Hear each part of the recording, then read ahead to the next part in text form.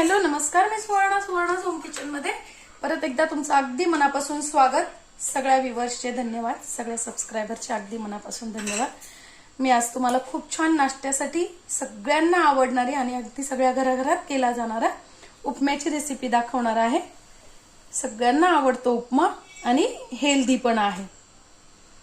तर उपमा तर सगळेच जण करतात, पण प्रत्येकाची पद्धत वेगळी वेगळी असते. म्हणून मी आज तुम्हाला खूप छान अशी अगदी सोप्या पद्धतीने उपमा कसा बनवायचा ते दाखवणार आहे. तर मी इथे एक वाटी घेतलेला आहे रवा. रवा हा भाजलेलाच आहे, पण तरी पण मी थोडासा आता परत तुपावरती भाजून घेणार आहे, कारण तुपावरती हा रवा मी कोरडाच भाजलेला आहे. आणि जेव्हा आपण उपमा करतो ना, तेव्हा जर आपण तुपावरती 1 चमचा तूप टाकून जर भाजला रवा, तर उपम्याला चव खूप छान येते. म्हणून मी तो रवा परत एकदा अगदी 2च मिनिटं फक्त भाजून घेणार आहे. एक घेतलाय कांदा, कढीपत्ता, टोमॅटो, तुम्ही तुमच्या आवडीनुसार याच्यात ढोबळी मिरची, त्याच्यानंतर गाजर असंही टाकू शकता.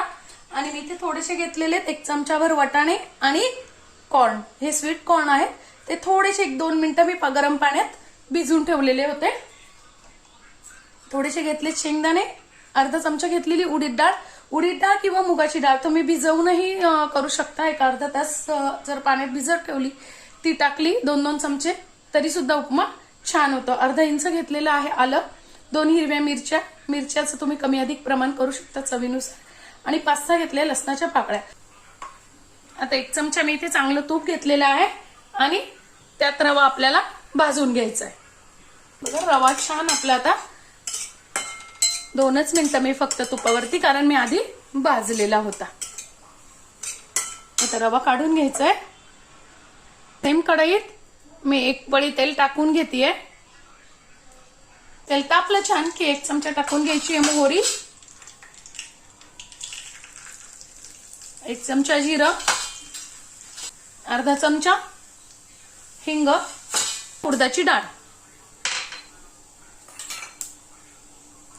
कढीपत्ता, आणि आपण मिरच्याची जी पेस्ट करून घेतलेली आहे, आलं, मिरची आणि लसूण, ते.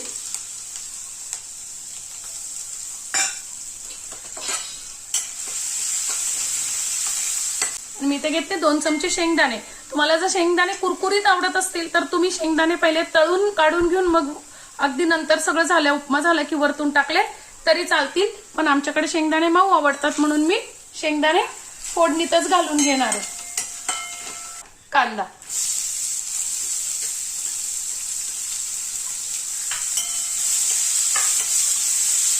कांदा छान परतून घ्यायचा आहे. तर आपल्याला टाकून घ्यायचा आहे टोमॅटो, वाटाणे आणि कॉर्न. पाव चमचा टाकून घ्यायचं आहे मीठ.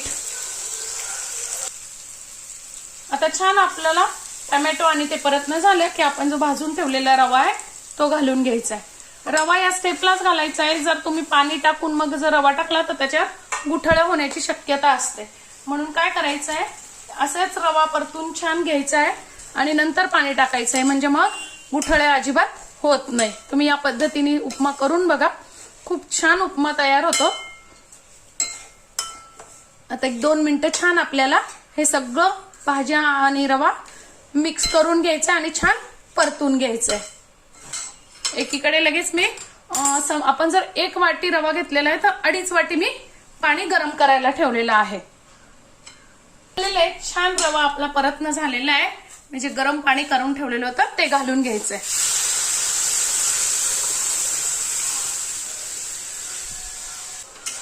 बघा अजिबात गुठळ्या होत नाही, अगदी इझी छान असा आपला रवा हलवला जातो. आता 1 चमचा मीठ टाकून घ्यायचंय. इथे तुम्ही 2 चमचे दही पण घालू शकता. मी लिंबू पिळतीये, अर्ध लिंबू पिळून घेतलंय. उपम्याला चव खूप छान येते लिंबू पिळल्यामुळे किंवा दही घातल्यावर. टाकलंय आणि टोमॅटो पण टाकलेला आहे, म्हणून 1 अर्धा चमचा साखर घालून घ्यायची आहे. त्याने चव छान बॅलन्स होते. आपल्याला 2 ते 3 मिनिटांसाठी छान उपमा वाफवून घ्यायचा आहे. आले मस्त वाफ आली आहे, खूप असा ओलाही नाही आणि खूप कोरडा आणि मस्त असा आपला एकदम छान असा उपमा, अगदी मोकळा असा छान उपमा तयार झालेला आहे. ह्याची आहे कोथिंबीर. माझी आजची रेसिपी तुम्हाला कशी वाटली कमेंट्स मध्ये नक्की सांगा. या प्रकारे उपमा करून बघा, खूप छान असा उपमा तयार होतो. चॅनलवर नवीन असाल तर चॅनलला सबस्क्राईब, लाईक आणि शेअर करा. धन्यवाद.